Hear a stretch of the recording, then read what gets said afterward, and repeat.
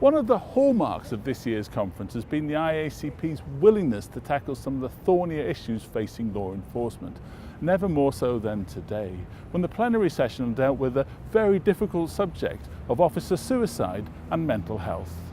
In 2011, we lost 66 officers to traffic fatalities.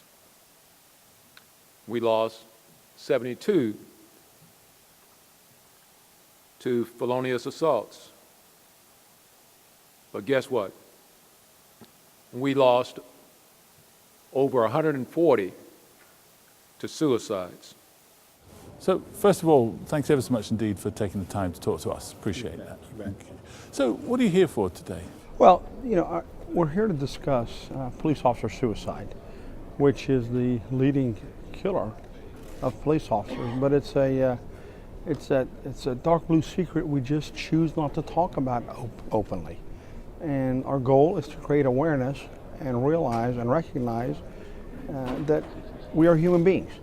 We hurt just like everyone else does, and to get rid of that stigma that just because you're hurting doesn't mean that you're an incompetent police officer. Because oftentimes if we can get intervention plans in, the situation is resolved and the police officer goes on to have an amazing career. What do you think are the main causes of suicide amongst officers? Well, I think there's lots of them, whether it is when we start in the academy, we teach them to be strong, to not be weak.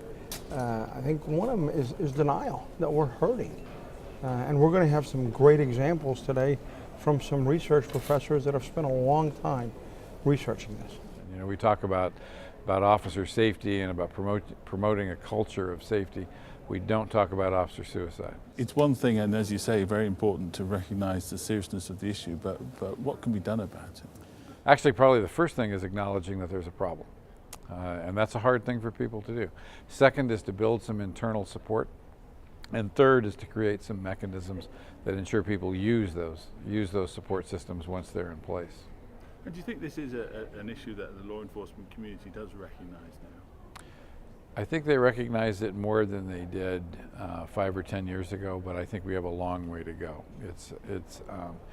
It's a very difficult issue for people to deal with, and it's very difficult to accept that there's things that law enforcement leadership can do about it, and that's what we hope to do today, is to call attention to that.